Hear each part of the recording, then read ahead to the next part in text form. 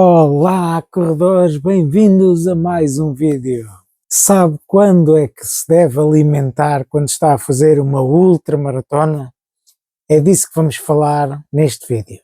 O corpo humano necessita de energia para correr. Sem energia, o corpo não consegue reagir e não consegue praticar desporto.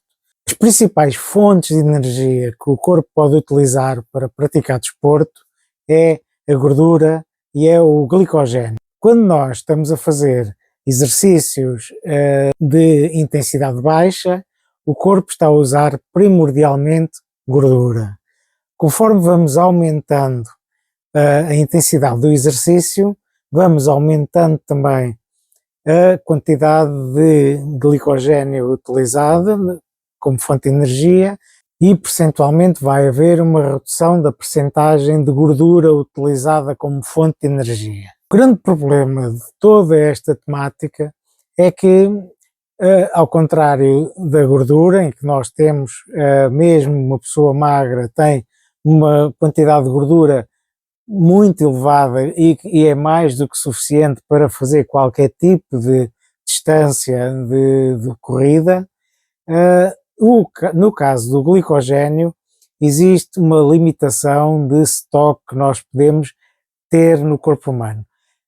Em termos genéricos, o glicogênio que nós temos armazenado nos músculos, no fígado, no nosso corpo, dá para cerca de 1 hora de exercício intenso. Então, o grande problema está exatamente aqui.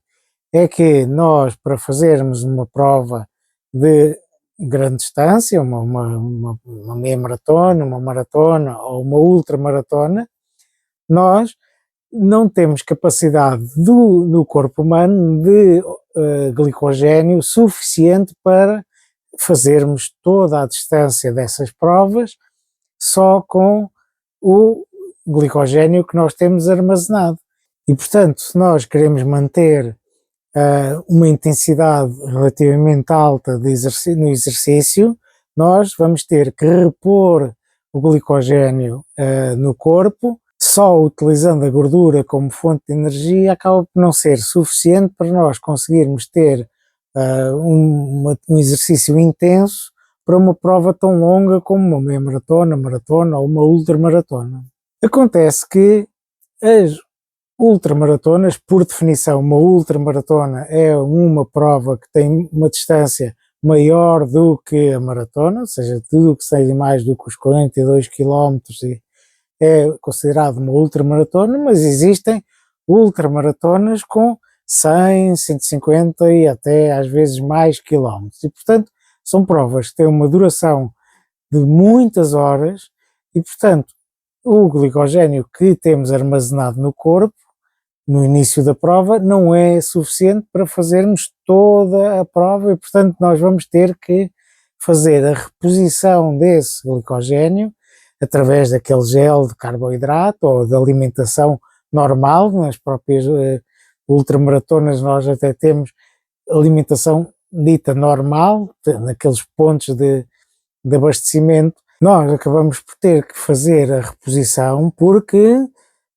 se nós vamos num exercício intenso e se o glicogênio acaba, então nós temos que baixar muito o ritmo, portanto nós vamos ter que repor toda a energia que vamos perdendo ao longo da prova e não podemos esperar por ficar sem glicogênio para depois nos irmos abastecer. Nós temos que ter uma estratégia bem definida para nós conseguirmos terminar a prova sem termos o problema de, num determinado momento, nós ficarmos com o estoque zerado de glicogênio e então termos que praticamente parar. É por isso que existe muitas vezes o tal muro na maratona aos 34, 35 km, que é aquele momento em que o corpo fica sem glicogênio e o corpo tem que parar porque não tem energia suficiente para manter aquele ritmo, aquela intensidade de exercício.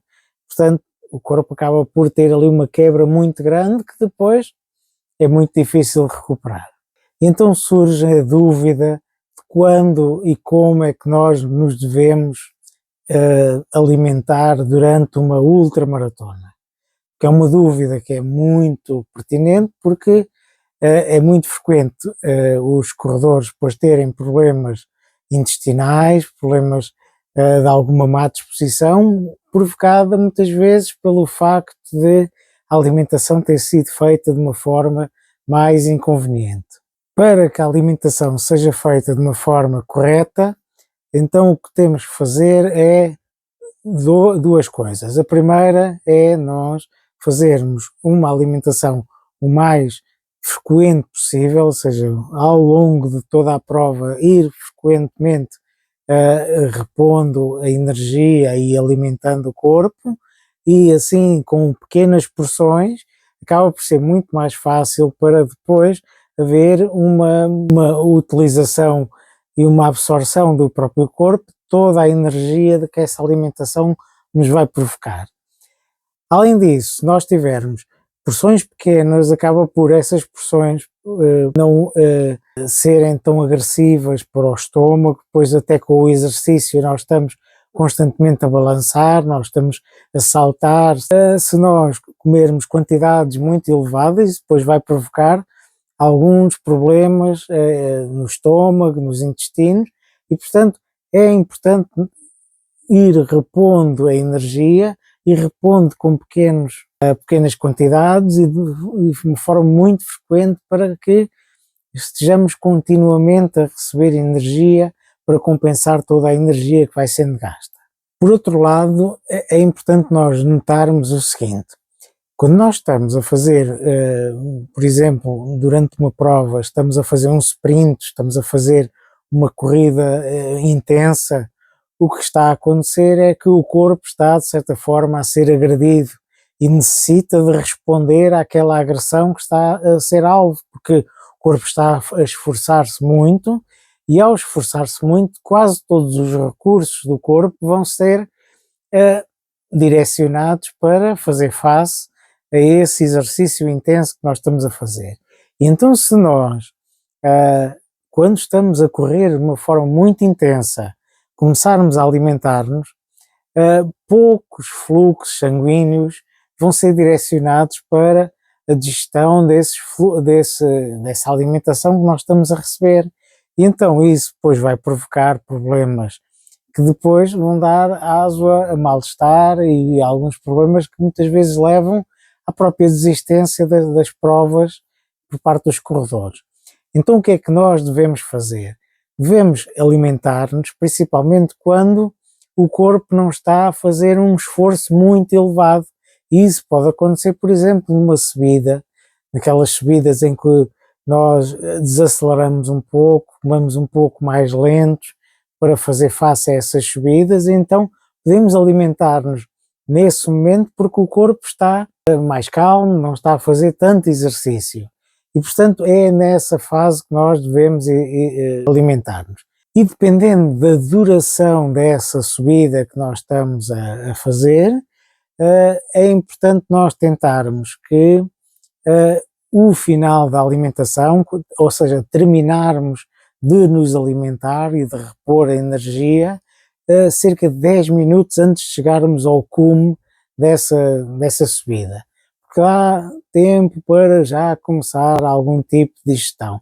E, portanto, chegando ao cume, depois nós começamos a acelerar novamente, e então todo o corpo vai ficar focado nesse exercício intenso que está a ser feito, e, portanto, se nós já tivermos algum tempo de digestão e se for quantidades pequenas, depois isso já não vai criar grandes problemas. Portanto, em termos de resumo, nós temos que nos alimentar, temos que repor a energia, porque a energia que nós temos no início da prova não é suficiente para fazer toda a prova. Aliás, muitas ultramaratonas até têm às vezes 20, 24 horas, e portanto nós temos que nos alimentar como se fosse no dia a dia, temos quase que o almoço, o jantar, o lanche, e portanto nós temos que repor energia, não só por causa da perda dos carboidratos, mas também porque nós necessitamos de energia ao longo do dia. E portanto devemos fazer essa reposição, principalmente com pequenas quantidades, mas com uma frequência muito grande, ou seja, E depois, quando nós vamos em subida, naqueles momentos em que nós não estamos a fazer um esforço muito intenso, então aí podemos alimentar-nos mais facilmente para termos a grande parte dos fluxos sanguíneos focados nessa digestão, que é importante para depois não termos problemas intestinais e problemas no estômago e conseguirmos terminar as provas de uma forma sem esse mal-estar que depois leva muitas vezes a desistências. E, portanto, o vídeo de hoje era este. Eu espero que tenham gostado e que tenham ficado sensibilizados sobre, primeiro, é importante alimentar-nos, segundo, há um momento certo para nós nos alimentarmos. E, portanto, espero que tenham gostado, subscrevam o canal, deixem o vosso joinha, ativem as notificações para serem alertados quando houver novos vídeos e até à próxima e bons treinos.